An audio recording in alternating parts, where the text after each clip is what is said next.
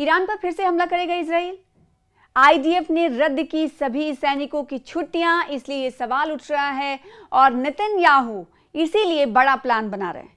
Plan क्या है और आखिर आईडीएफ के सैनिकों की छुट्टियां क्यों रद्द की गई हैं? क्या इसके पीछे की वजह माना जाए कि ईरान पर हमले करने की तैयारी कर रहा है इजराइल? पूरी जानकारी क्या है इस वीडियो के जरिए आपको देंगे। दरअसल इजरायली सेना ने सभी फौजियों की छुट्टियां रद्द कर दी हैं। ऐसे में माना जा रहा है कि इजराइल ईरान पर हमला कर रहा है। वहीं अमेरिका लगातार इस जंग से निकलने की कोशिश कर रहा है। तो क्या इजराइल अब नए हमले का जोखिम लेगा?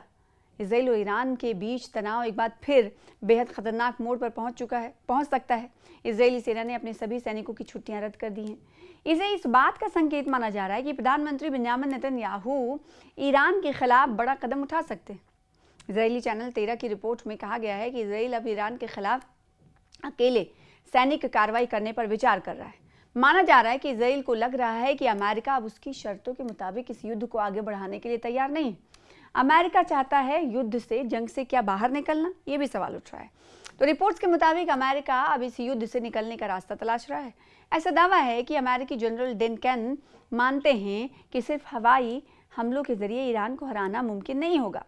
ऐसे में अमेरिका जंग को आगे बढ़ाने के बजाय इसका कोई रास्ता निकालने की कोशिश कर रहा है। आईडीएफ की सभी सैनिकों की जो छुट्टियां हैं, फौजी एहलकारों की छुट्टियां रद्द करने के फैसले ने सबका ज़्यादा ध्यान अपनी तरफ मबजूल किया है या खींचा है। इसकी वजह यह है कि इजराइल ने इससे पहले भी ऐसा कदम उठाया था। 26 फरवरी को भी सैनिकों की छुट्टियां जो हैं रद्द की गई थी। इसके ठीक 48 घंटे बाद ईरान के सुप्रीम लीडर के अहाते को निशाना बनाकर हमले किए गए थे। इसी वजह से अब आईडीएफ के इस फैसले को संभावित बड़े सैन्य अभियान से जोड़कर देखा जा रहा है। हालांकि सिर्फ छुट्टियां रद्द होने से ये पक्के तौर पर नहीं कहा जा सकता कि इजराइल ईरान पर हमला करने जा रहा है। दरअसल नेतन्याहू ने बड़े अधिकारियों को निशाना बनाने के आदेश दिए हैं क्या, ये सवाल उठ रहा है। तो रिपोर्ट्स में ये भी दावा किया गया है कि नेतन्याहू ने ईरानी शासन और इस्लामिक रिवोल्यूशनरी गार्ड कॉर्प्स यानी IRGC के सीनियर अधिकारियों को निशाना बनाने के लिए कार्रवाई के अहकाम दिए हैं। तो अगर इजराइल बिना अमेरिका की हिमायत के ईरान पर हमला करता है तो इसका सीधा मतलब होगा कि ईरान के लिए इजराइल सबसे बड़ा निशाना बन सकता है। उधर ईरान ने हाइफा और तेल अवीव को चेतावनी दी है। ईरान पहले ही ये इंतबा दे चुका है कि अगर इजराइल ने हमला बढ़ाया वो इजराइल के हाइफा रिफाइनरी और तेल अवीव को सीधे निशाना बना सकता है। और सबसे बड़ी तशवीश इजराइल की एयर डिफेंस को लेकर है। रिपोर्ट्स के मुताबिक ईरानी मिसाइल हमलों की वजह से इजराइल के इंटरसेप्टर मिसाइलों का भंडार काफ़ी कम हो गया है। ऐसे में नया हमला इजराइल के लिए भारी पड़ सकता है। ईरान इससे पहले भी मिसाइल हमले के जरिए ईरान की एयर डिफेंस को तबाह करने की कुव्वत दिखा चुका है। नेतन्याहू के लिए फिर आखिरी दांव क्यों? ईरान पर हमले को लेकर सैन्य नहीं बल्कि नेतन्याहू की घरेलू राजनीति से भी इसे जोड़कर देखा जा रहा है। अक्टूबर में होने वाले चुनाव से पहले, इंतखाब से पहले नेतन्याहू को अपनी पॉलिटिकल जो हालात हैं उसे मजबूत करने के लिए किसी बड़ी कामयाबी की ज़रूरत है। ऐसे में ईरान पर हमला उनके लिए एक बड़ा राजनीतिक दांव हो सकता है, लेकिन इसमें बड़ा जोखिम भी है। अगर इजराइल अमेरिका के बिना ईरान को निर्णायक रूप से नहीं हरा पाता तो इससे उनकी सैन्य क्षमता और रणनीति पर सवाल उठ सकते हैं। ईरान ने अमेरिका के सामने नई रखी हैं शर्तें। इसी बीच ईरान ने अमेरिका के सामने युद्ध खत्म करने और हॉर्मुज को दोबारा खोलने को लेकर कड़ी शर्तें रखी हैं। हॉर्मुज दुनिया के सबसे अहम तेल मार्गों में से एक है। ईरान के सुप्रीम नेशनल सिक्योरिटी काउंसिल के सचिव मोहम्मद बाकर जुल्कद्र ने कहा है कि अमेरिका को पहले अपना रवैया बदलना होगा। ईरान ने हॉर्मुज स्ट्रेट खोलने के लिए अमेरिकी पाबंदी हटाने और जंग से हुए नुकसान का मुआवजा देने समेत कई मांगे रखी हैं। इन मांगों को लेकर हमने पूरी तफसील आपको दी कि 7 मांगे रखी गई हैं और उन मांगों को माना जाए उसके बाद जंग का खात्मा होगा या फिर दोनों के दरमियान बातचीत मुमकिन हो सकेगी। जिंदा और सेहतमंद है ईरान के सुप्रीम लीडर मुश्तबा खामनई। जी हाँ, सही सुन रहे हैं आप। एक वीडियो जारी कर ईरान ने मुश्तबा खामनई की वीडियो जारी कर नेतन्याहू को टेंशन में ला दिया है। जी हाँ, एक ऐसा वीडियो जारी किया गया है जिससे टेंशन में दिखाई दे रहे नेतन्याहू। तो ईरान के सुप्रीम लीडर मुश्तबा खामनई की सेहत को लेकर चल रही अटकलों के बीच सरकारी मीडिया ने उनका एक वीडियो जारी किया है। वीडियो में सुप्रीम लीडर सेहतमंद और सामान्य दिख रहे हैं।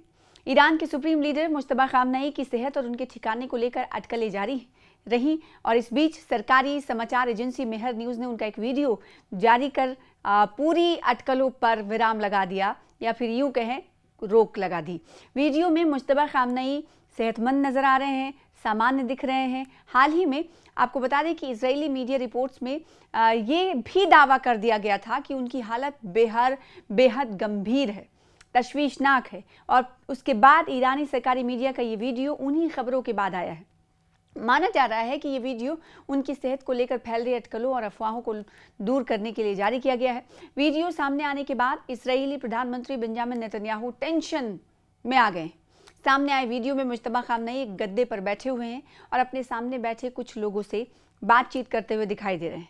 फुटेज में वो पूरी तरह स्वस्थ लग रहे हैं।